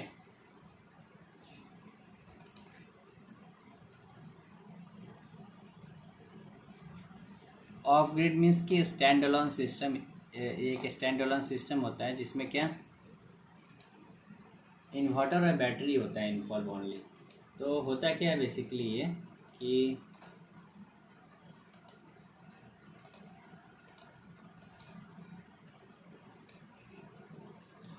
आप एक छोटा सा सिस्टम घर में लगा रहे हो जिसको क्या कर रहे हो, ये यहाँ पे क्या लगा रहे हो कि आपके इसमें कोई भी चीज़ इन्वॉल्व नहीं होता है। एक आपका सोलर पैनल है, इस सोलर पैनल से आपका एक कनेक्टेड है इन्वर्टर, इस इन्वर्टर से आपका क्या बैटरी बैकअप कनेक्टेड है। मान लो 2 बैटरी लगा हुआ है और ये आपका क्या इधर चला गया लोड होगा। ये आपका क्या हो गया इन्वर्टर, ये आपका क्या हो गया सोलर पीवी। ये सिंपल सिस्टम होता है, स्टैंड अलोन सिस्टम होता है। इसमें क्या होता है सोलर पैनल लगा हुआ होता है जिससे बैटरी चार्ज होता है, ठीक है। ये बैटरी लगा हुआ होता है, बैटरी चार्ज होने के बाद अगर आप कोई लोड चलाते हैं तो इन्वर्टर का काम क्या है डीसी से एसी कन्वर्ट करके आपका जितना भी लोड है यहाँ पे वर्किंग करवाएगा, ठीक है। और सोलर पैनल से बैटरी को चार्ज करेगा। एक स्टैंड अलोन सिस्टम है, इसमें कोई मतलब ग्रिड का कहीं पे कोई कनेक्शन नहीं है। जहाँ पर कोई भी इलेक्ट्रिसिटी नहीं है वहाँ पर ये सिस्टम के हम इंस्टॉल कर सकते हैं, ठीक है। तो इसमें क्या है, क्या बैटरी चार्ज करो, इसको यूज करो। ऑन ग्रिड सिस्टम में क्या था कि ग्रिड से सप्लाई आएगा तभी आपका सिस्टम वर्क करेगा, ग्रिड से सप्लाई आना बंद हो जाएगा तो सिस्टम काम करना भी ये बंद कर देगा। ठीक है, तो इसका हम एक बार देखते हैं कि कैसे हम इसका कैलकुलेशन कर सकते हैं स्टैंड अलोन सिस्टम का। ठीक है, इसमें जाते हैं, स्टैंड अलोन पर हम क्लिक करते हैं। सेम प्रोसेस से जो हमने किया था। अब यहाँ पे please choose the geographical site. Okay, so now I am going to choose another geographical site. If you can suggest me any particular place, तो I will select that place. I am waiting for your response.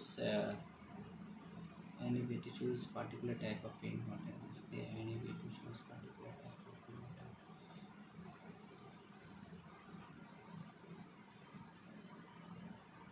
Yeah, actually, yeah, there is the way of choosing particular type of inverter. Like if you have any manufacturer like which is not available in this, you can adapt that inverter also. Okay, so I will show you that also. I have written that. I will show you. Like there is any other manufacturer, so you'd like to add that, you can do that. Okay. For now, please suggest me what location I will choose.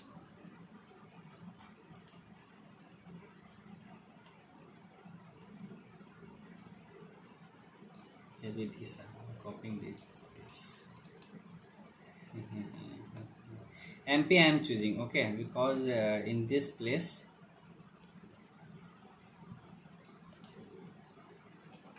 let me type in this. It will select search automatically. Well and good. Okay, I am here. Okay, in this place you can choose at any particular location also. Okay, no issue. Like if you have home in this place anywhere, so I am choosing randomly any place. Okay, now I am clicking on this selected point. So you will find out here the latitude is 23.5 exactly. Why this is 23.5? Because I have said earlier that I have deleted, like Tropic of Cancer is passing through this state. That's why I have selected this MP. So now you confirmed about this thing, like हाँ कि ये जो Tropic of Cancer है इधर से पास हो रहा है, इसलिए क्या कि हमने 23.5 डिग्री लिया है। ठीक है, अब ये कंफर्म हो गया आपको कि 23.5 इसलिए हमने लिया है क्योंकि टॉपिक ऑफ कैंसर वहाँ से। यहाँ पे क्या ये ऑटोमेटिकली डाटा दे दिया, वहाँ पे हमने क्या मैनुअली आपको बताया था कि इस तरह से होता है। ठीक है, आप कुछ नहीं करना है, ये सारा चीज़ यहाँ पे दिया हुआ है, इंपोर्ट करना है।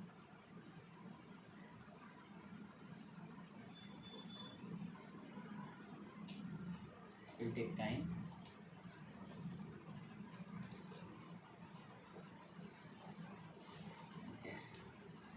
तो वहाँ का सारा चीज़ यहाँ पर दे दिया है, जो भी टेम्परेचर है, वेलोसिटी है।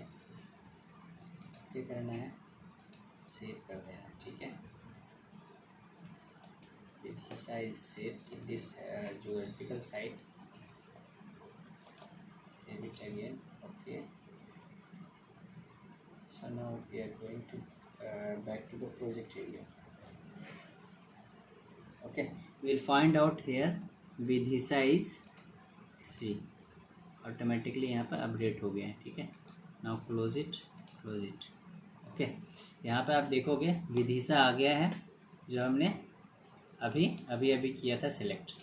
Now I am going to save it, like save.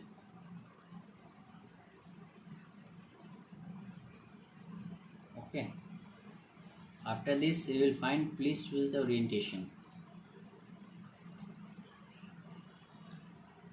So in this orientation, like I have to please choose the orientation, plane orientation. Now I have to go with the orientation section. So here you will find out the plane tilt angle. So like 23.5 is there, you can conduct half also.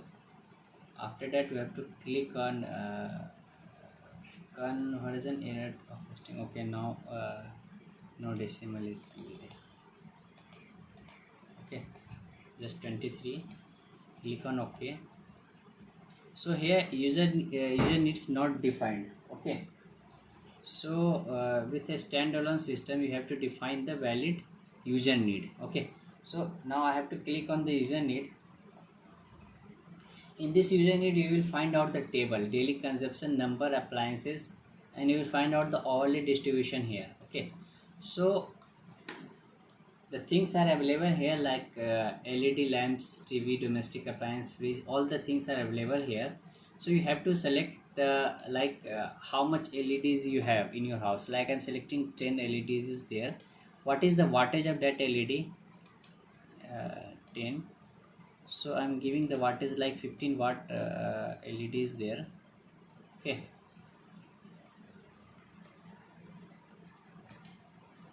15 hour per day means in 24 hour I am selecting 15 hour. Okay,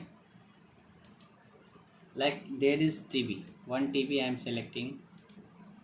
If we talk about the wattage, like I am giving 50 watt. Okay, how much time it is operating? Like 2 hour. Okay, domestic appliance, like I'm saying 5 domestic appliances there.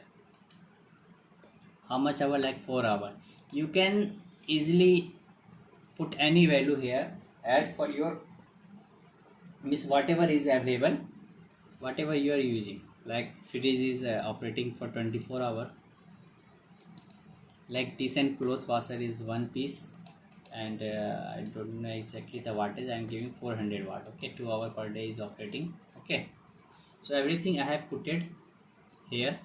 Now I have to go on hourly distribution here. Okay, in the hourly distribution you will find out lamp. So how much hour lamp we have given here? 15 hour. Okay, so you have to color this in 15 hour. Like 2 hour is completed. Only you have to click the button here for 15 hour. Okay, how much LED is 12 hour na? So 12 hour is completed. Now this is TV, PC or mobile. So for that there is only 2 hour. Okay, 2 hour is completed. Domestic appliance, if you talk about domestic appliance, then there is 2 hour only. Okay, 2 hour. And if talk about the freezer, 24 hours already. And if you talk about dish and cloth washer is there for 2 hour only. So dish and cloth washer 2 hour is selected. Okay, appliance number 4. Appliance number 4, please define the power here. So power is not defined. Freezer का power लगभग 400 वाट है. Okay, now everything we have put it here. So now click OK. After clicking OK, please define the system. You have to go on the system. Now after clicking on the system, okay, so what you have done, you have put it the load actually, कि हमने fridge का load डाल दिया कि इतने इतने वाट का fridge है, इतने घंटा चलता है. भाई वो लोड निकाल लिया अपने हिसाब से, पूरा कैलकुलेशन कर लिया.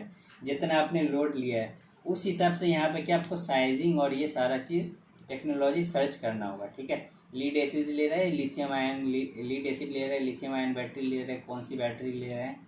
ठीक है, वो यहाँ पर डिपेंड करता है, आप कोई भी सिलेक्ट कर सकते हैं. ठीक है, हम क्या करते हैं, लीड एसिड बैटरीज लेते हैं.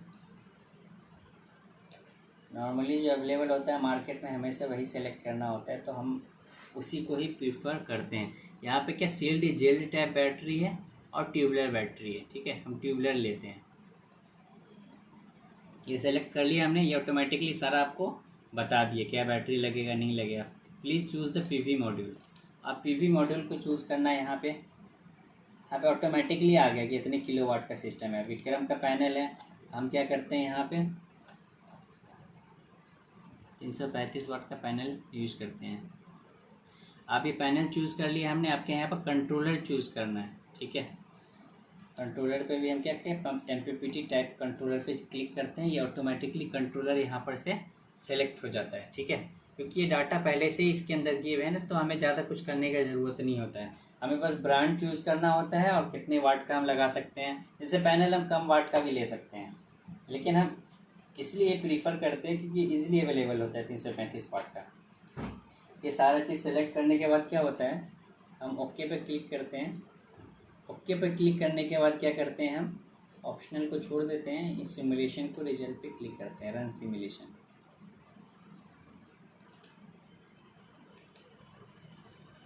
ये आपका रिजल्ट निकल के आ गया सिमुलेशन का। ठीक है, एक बार हम रिपोर्ट पे जाते हैं।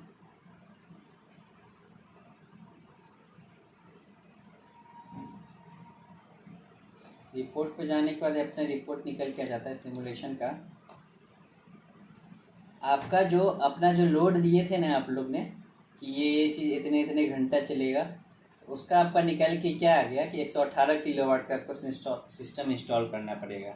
आपने जितना लोड दिया, जितने घंटा का दिया है, ठीक है, आपने बहुत लोड हमने अभी दिया था, उसके हिसाब से ये सजेस्ट क्या कर रहा है पीवीसी सॉफ्टवेयर कि भाई आप 118 किलोवाट का लगा लोगे ना, तो आपका पंखा, बल्ब, लाइट, टीवी, फ्रीजर इतने देर तक चलेगा जितना आपने दिया था। आवर भी आपने ही दिया था कि जितने घंटे तक हमको चलाना है, सारा कुछ आपने दिया था। तो उतना सी चीज़ चलाने के लिए आपको 118 किलोवाट का सिमुलेशन ये आपको stand alone system with batteries लगाने पड़ेंगे। आगे की तरफ जाते हैं तो ये सारा चीज़ आप जानते ही हो कि कितने लैटिट्यूड पे रखना है, सारा चीज़ यहाँ पे 351 units, number of units panel लगेंगे, 335 वाट के पैनल होंगे। ठीक है, 118 किलोवाट का आपका पूरा सिस्टम लगेगा। आपका जो लीड एसिड बैटरी है वेंटेड ट्यूबुलर टाइप, टोटल जो 1060 यूनिट लग जाएगा, मीन्स 1060 बैटरीज आपका लग जाएगा। ठीक है, आप इसको 150 से मल्टीप्लाई कीजिएगा तो यही रिजल्ट आ जाएगा। टोटल आपका ये वोल्टेज आ गया, कितने वोल्टेज मिले मतलब बैटरी टोटल कितना वोल्टेज का हो जाएगा जब आप कनेक्शन करोगे तो आपका एनर्जी निकल के आ जाएगा, कितना एनर्जी अवेलेबल है, आप यूज कितना कर पाओगे।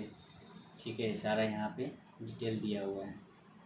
ये मैन्युफैक्चरर के यहाँ पर दे रखा है कितना पैनल है, 39 स्ट्रिंग्स बनेंगे, 9 सीरीज़ में बनेंगे, सारा यहाँ पे दे रखा है कितना यूनिट का जनरेशन होगा।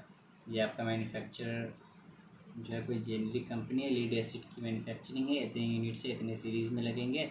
ये बैटरी बैक का पूरा सिस्टम दे रखा है। अब यहाँ पे क्या आपका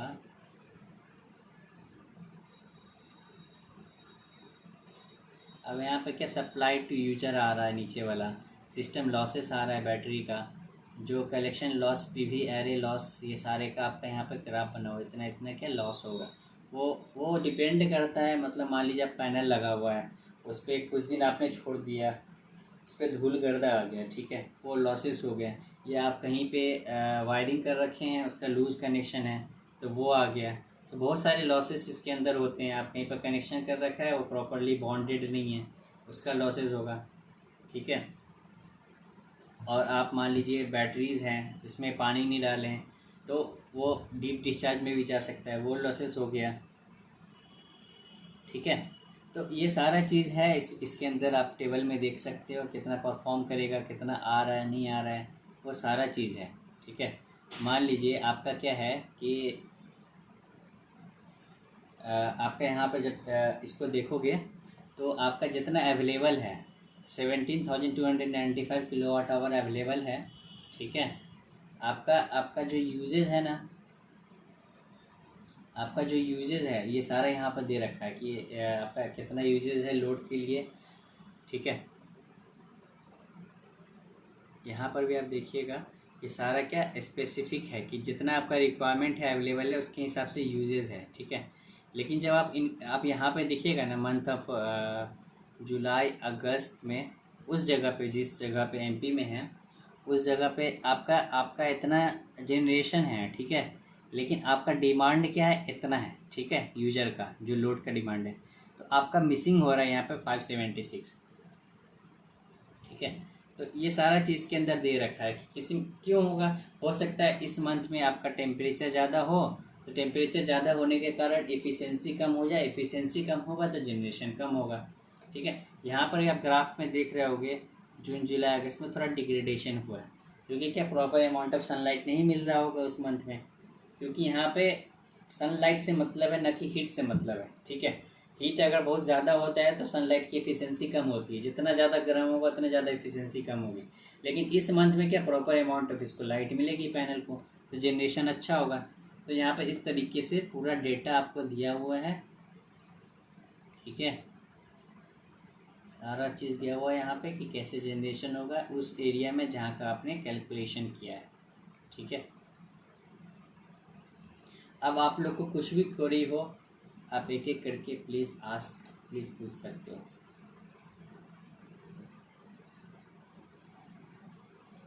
कहीं भी कुछ भी क्वेरी हो आप पूछ सकते हो, कोई इशू नहीं है।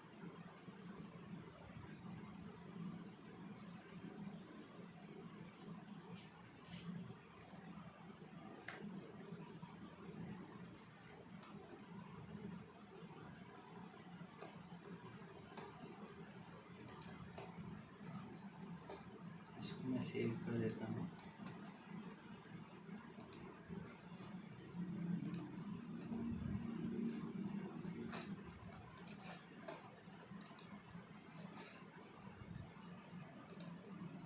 क्वेरी प्लीज़ आप लोग पूछिए। कहीं पे ऑन ग्रिड ऑफ ग्रिड कोई सिस्टम नहीं समझ में आ रहा हो, या कैसे कैलकुलेशन हुआ ROI समझ में नहीं आ रहा हो, ये सिस्टम कैसे वर्क करता है। Use free for BTech final year project possible.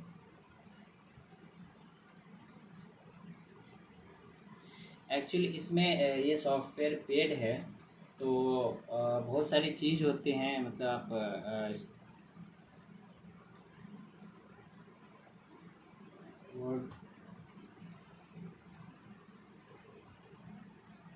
इसको क्या है ना, इस प्रोजेक्ट को आप हमें जो PVSys है ना, इसके साथ एक दो सॉफ्टवेयर और आप यूज कर सकते हो, जैसे स्केचअप होता है, ठीक है, और ऑटोकैड होता है। तो आप अगर प्रोजेक्ट पॉइंट ऑफ व्यू से देखिएगा ना, तो मीन्स बहुत डीप है इसका, मैटलैब से भी कनेक्टिविटी है इसका, सिमुलेशन कर सकते हैं, जैसे कोई पैनल हम बना रहे हैं उसका सिमुलेशन कर सकते हैं। ठीक है, तो सॉफ्टवेयर की जब बात कीजिएगा ना, तो इसको क्रैक भी किया जा सकता है, सॉफ्टवेयर को अवेलेबल है, आप देखिएगा नेट पे। इसको अनलिमिटेड टाइप के लिए क्रैक कर लीजिए, उसको एज ए यूजुअल यूज कर सकते हैं। फ्रीली अवेलेबल नहीं है, ये 1 मंथ का ही बस डेमो रहता है इसका सॉफ्टवेयर का।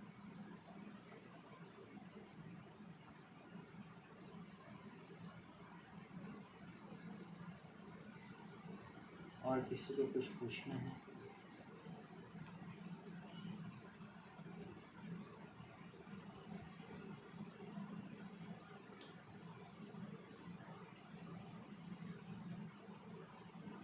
So multi-level inverter, actually multi-level inverter. So if we talk about the inverter now, so in this system inverter is different. Like solar inverter is there. So if you are comparing your grid inverter like which you are using in your home, and if you are comparing here with this inverter, that is totally different. In that inverter, grid inverter में basically होता है क्या है कि आप grid से supply लेते हैं AC में, DC बैटरी को चार्ज करते हैं और उस DC को AC में कन्वर्ट करके घर के अंदर यूज करते हैं। ठीक है, और जब सोलर की जब बात करते हैं तो सोलर के अंदर बेसिकली होता क्या है कि आप DC सप्लाई इनपुट में लेते हैं, DC बैटरी को चार्ज करते हैं, उस DC को वापस AC में कन्वर्ट करके आप घर के अंदर यूज करते हैं। ठीक है, आप मल्टी लेवल इन्वर्टर की अगर दूसरा एग्जांपल दें, जैसे ऑन ग्रिड सिस्टम में 50 किलोवाट का अगर मान लीजिए आपके पास कहीं इन्वर्टर अवेलेबल नहीं है, तो आप ऐसा भी कर सकते हैं, 10 किलोवाट के 5 इन्वर्टर ले लें, या आप 25 किलोवाट के 2 इन्वर्टर ले लें। इस तरह से भी इन्वर्टर आप ले सकते हैं ऑन ग्रिड सिस्टम के अंदर। तो ये भी प्रोविज़न है। सो अगर आप शेडिंग इफेक्ट की जब बात करेंगे ना सोलर पैनल का, तो ये बहुत ज़्यादा इफेक्टिव है कि मतलब अगर एक सोलर पैनल है, ठीक है, यहाँ पे मान लीजिए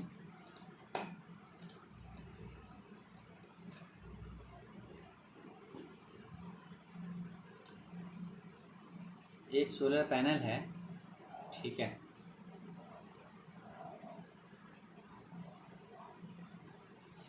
मान लीजिए इस सेल पे आपका शैडो पड़ रहा है इस एरिया पे, ठीक है। तो इसके अंदर क्या आपका बाईपास डायोड लगा हुआ होता है।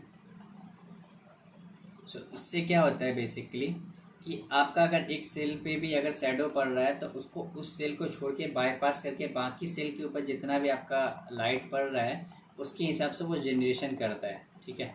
इससे पहले ये सिस्टम नहीं था, इस तरह के डायोड लगे हुए नहीं थे, तो ऑब्वियसली बात है आपका एक पोर्शन पे शैडो पड़ रहा है तो इसकी इफिशियंसी में कुछ फ़र्क पड़ेगा, ठीक है। ये सियोरिटी है। लेकिन जब बाईपास डायोड रहेगा तो और भी सेल्स को ऑपरेट करने देगा। नॉर्मली ये सीरीज कनेक्शन में रहता है तो अगर एक साइडों पे पड़ता है तो इसको बंद हो जाना चाहिए, लेकिन इसका जो पीछे जंक्शन बॉक्स होता है उसके अंदर क्या डायोड्स लगे हुए होते हैं, इस तरह के बाईपास डायोड लगे हुए होते हैं, जो कि क्या करता है अगर शैडो पड़ता भी है तो उसको बाईपास करके दूसरे सेल की तरफ पहुंचा देता है।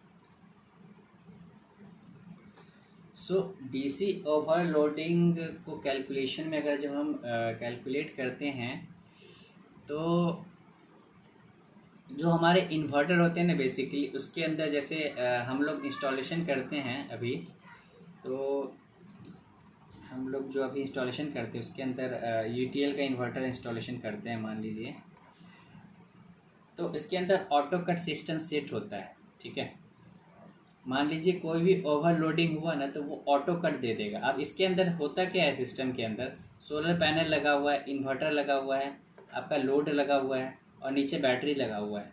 तो कोई भी आपका लोड यहाँ पे चल रहा है, ठीक है। मान लीजिए आपने क्या 10 किलोवाट का यहाँ पे इंस्टॉलेशन किया है, ठीक है। ये आपका इन्वर्टर है, ये आपका बैटरी है। मान लीजिए आपका लोड है 10 किलोवाट लोड है, तो ये क्या करेगा, ये सिस्टम 10 किलोवाट का लोड है तो ये सबसे पहले क्या प्रीफरेंस देखेगा, प्रीफरेंस देखेगा। तो आपका मान लीजिए 10 किलोवाट का लोड है तो ये क्या करेगा, दिन के टाइम में अगर ये सिस्टम ऑपरेट कर रहा है तो 10 किलोवाट क्या करेगा, सोलर पैनल से डायरेक्टली इसको दे देगा, ठीक है। प्रेफरेंस देख के क्या करेगा, सबसे पहला प्रेफरेंस इसके अंदर ऑटोमेटिकली सेव होता है, दैट इज सोलर, ठीक है। सेकेंड प्रेफरेंस इसके अंदर सेव होता है, that is battery. Third preference आप करोगे तो ग्रिड आ जाता है। इस इन्वर्टर को मान लीजिए ग्रिड से भी आपने जोड़ दिया है, एक तरह का हाइब्रिड सिस्टम हो गया। तो 10 किलोवाट हो गया। अब अगर लोड को इंक्रीज करोगे 12 किलोवाट चले जाओगे, ठीक है, तो ये क्या करेगा, बैटरी से लेना स्टार्ट कर देगा सप्लाई, ठीक है। आपका सोलर पैनल से भी लेगा, बैटरी से भी लेगा, ठीक है। तो आपका जो रिक्वायरमेंट है इसको पूरा करेगा। अब मान लीजिए एक ऐसा सिचुएशन आ गया जिस टाइम में क्या बैटरी आपका डिस्चार्ज हो गया, ठीक है। 12 किलोवाट का लोड चल रहा है, बैटरी डिस्चार्ज हो गया। बैटरी में भी सेट होता है कि अगर 80% तक गया, डीप डिस्चार्ज होने नहीं देता इसको। मान लीजिए 80% का आपने सेट कर रखा है इसके अंदर, इन्वर्टर के अंदर 80% तक गया, ये आपका कट ऑफ कर देगा और क्या कर देगा, ग्रिड से सप्लाई देना स्टार्ट कर देगा, ठीक है। ग्रिड से सप्लाई स्टार्ट कर देगा और साथ साथ में क्या इस बैटरी को चार्ज भी करेगा ये इन्वर्टर। तो इन्वर्टर मान लीजिए फुल्ली फिर चार्ज हो जाएगा तो फिर ऑटो कट कर देगा ग्रिड को, बैटरी से देने लगेगा। तो सोलर में ये होता है कि आपका जो प्रेफरेंस सेट होता है जिससे उससे वो आपको सप्लाई देना स्टार्ट कर देगा। सो विच टाइप ऑफ इन्वर्टर, आप जब बात करोगे ऑन ग्रिड के अंदर इन्वर्टर की जब बात करते हैं ना तो ऑन ग्रिड के अंदर बेसिकली 3 टाइप के इन्वर्टर होते हैं। जो आप पहला इन्वर्टर जो होता है उसको हम बोलते हैं सेंट्रलाइज्ड इन्वर्टर। ये सारे ऑन ग्रिड के अंदर आते हैं, ठीक है। दूसरा जो इन्वर्टर होता है उसको बोलते हैं स्ट्रिंग इन्वर्टर।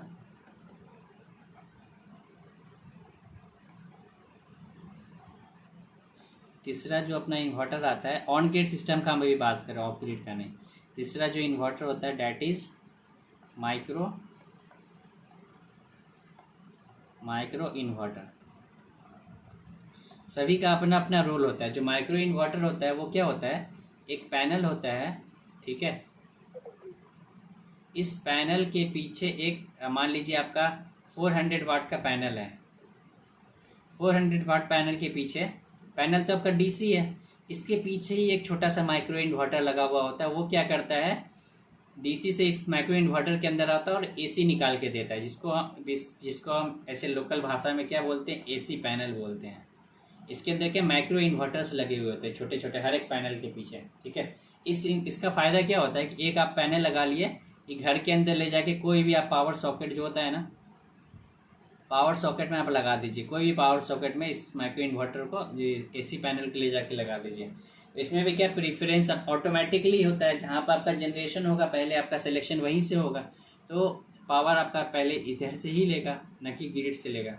दूसरा जो अपना स्ट्रिंग इन्वर्टर होता है, ये सबसे ज़्यादा कॉमर्शियल होम ग्रिड में हर जगह यूज होता है।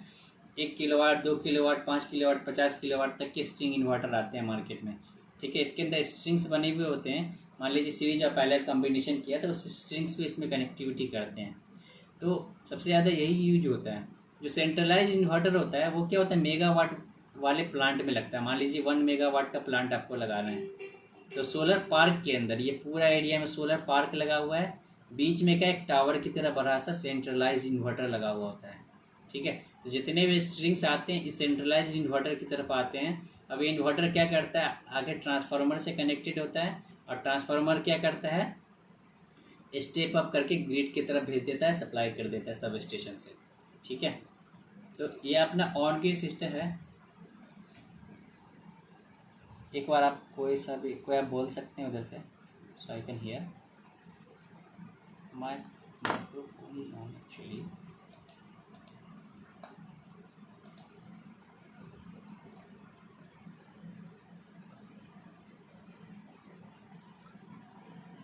Hello, am Audible?